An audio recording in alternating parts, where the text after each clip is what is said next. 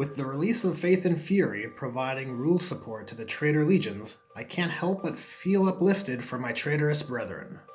And even though these rules do fall short of the recent 2.0 Space Marines, I feel as though it's important to show some encouragement for what's provided. Let's paint a new Chaos Sorcerer. Here we are with the brand new Chaos Sorcerer. But before I get started, I need to give a quick shout out thank you to my buddy Ryan for allowing me to paint this sorcerer of his on the channel. And after getting the components ready, I've elected to build the sorcerer into two sub-assemblies, which are essentially split between the core model and the backpack with cape. This sorcerer is going to be joining an Iron Warriors warband. So to start, I'm going to prime him white and then apply a solid coat of Iron Warriors, which will be all done through the airbrush. The reason I am priming him in white is that Ryan's paint recipe uses Ironbreaker paint for the power armor, which is slightly brighter than the Iron Warriors paint I am using. The idea here is that the white foundation should compensate for that difference, and after a Nuln Oil wash, it should bring the armor in line with the existing Chaos Space Marines in the army. The exposed tubes and covered tubes will be hit with Mournfang Brown and Strachan Green respectively. Ordinarily I would do these kinds of elements using a metallic iron color, but that is definitely not a desirable option in this case. The sorcerer's robes will be based with Averland Sunset. Then I will layer the brighter tones by mixing in Army Painter's Skeleton Bone. The scheme as requested deems that the robes be yellow, and while I build up the brighter tones, I'm trying to keep in mind I don't want the yellow to read as cheery, which is why as I increase the brightness, I am decreasing the saturation. The inside of the robe, the 4-stave handle, and the paper elements will be based with Army Painter's Skeleton Bone mixed with Stegadon Scale Green in about a 1:4 ratio to create a cool beige tone.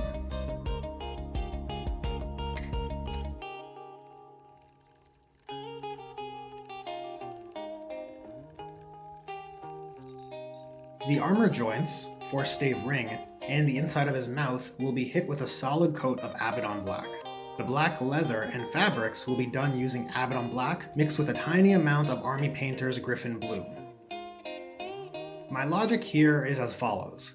I want to maximize the contrast of the armor joints relative to the iron armor, and since the fabric on his belt is sitting atop a warm yellow, I want to keep the black cooler than its neutral state. As a bonus bit of detail, I will add a soft gradation across the cape, which I feel adds interest to the larger flat surface. Regarding the hand that is bearing the magic sigil, I am radically shifting the tones to an off-white.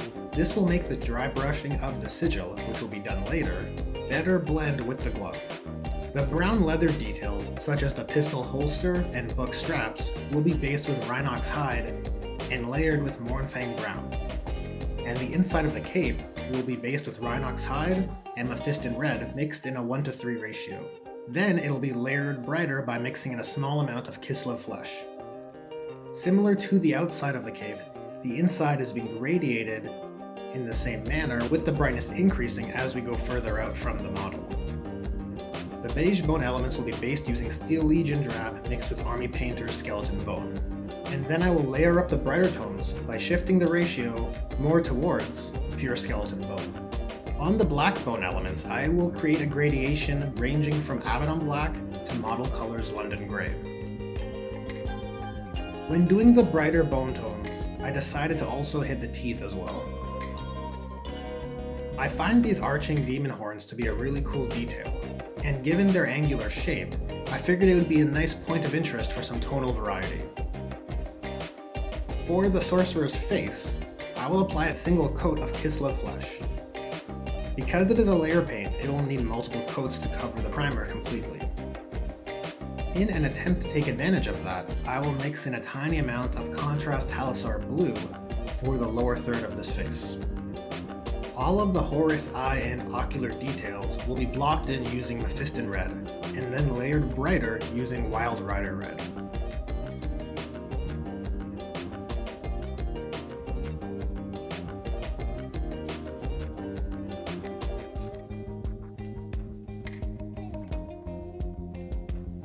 And the last of our base materials to do will be the armor trim and force stave spikes. They will be based using Retributor armor and covered in a layer of auric armor gold.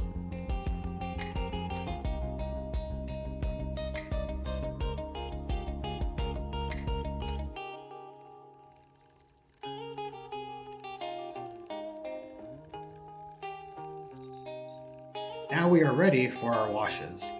This process can be batched together based on the shade used.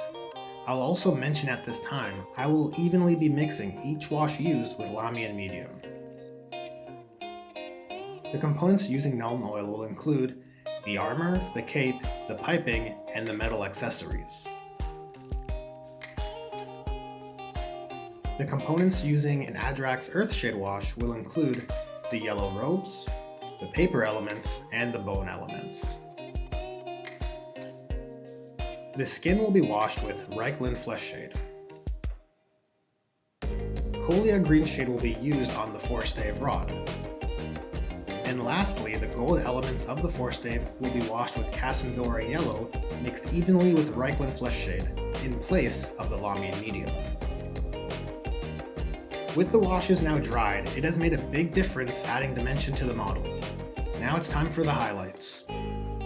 The power armor will be highlighted using Stormhost Silver, and the gold trim will be highlighted using Stormhost Silver mixed evenly with auric armor gold. Since most of the brighter tones were layered in pre-wash, all that remains now are the very brightest of edges.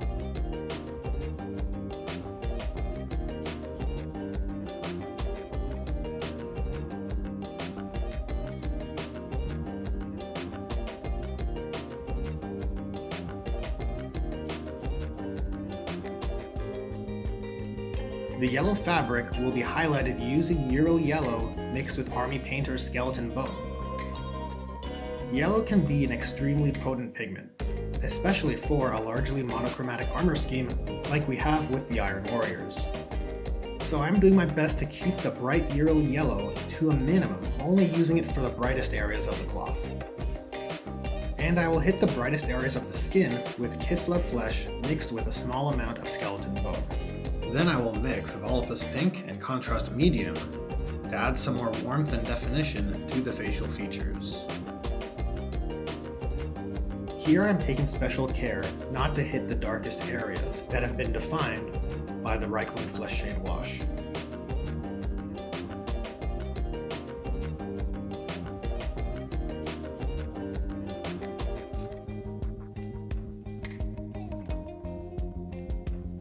And to add definition to the red ocular elements, I'll mix Wild Rider Red with Uriel Yellow.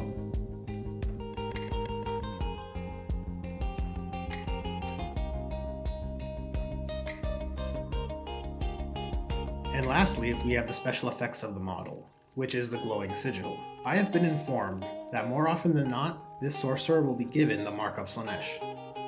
And to represent this, I'll be painting the sigil in a purple magenta tone, which should also look great as a complement to the yellow robes. To start, I'm going to hit the whole sigil with a wash of Druchii Violet. I'm trying to push the contrast of the wash to get a nice saturated violet in the recesses while keeping the brightest spots as close to white as possible.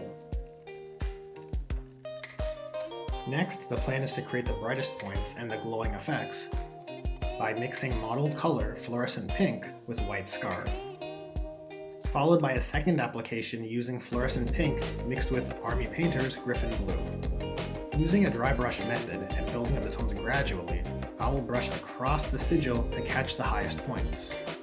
Then, on the model's hand, I will apply this tone to try and sell the bounce light effect of the magic. This second, more purplish tone will be dry brush onto his hand, but further out from the effect itself, to help sell the softening of the OSL caused by the magic effect. And with that, the model is done, ready for his base, which I will do following the existing scheme of the Iron Warriors army. Now this sorcerer is ready to summon forth the ruinous powers and lay low the worshippers of the Corpse Emperor. Thanks for watching this video on painting the new Chaos Sorcerer. Again, special thanks to Ryan for letting me paint this model for him, and while I had a good time doing it, I can't help but feel I may have played a role in my own demise on the tabletop. With that said, that brings this video to its end. If you enjoyed this video, please give it a thumbs up. Subscribing is the best way to help this channel grow, and if you have any questions, ask away. Thanks again for watching, and I will hope to see you guys in the next one.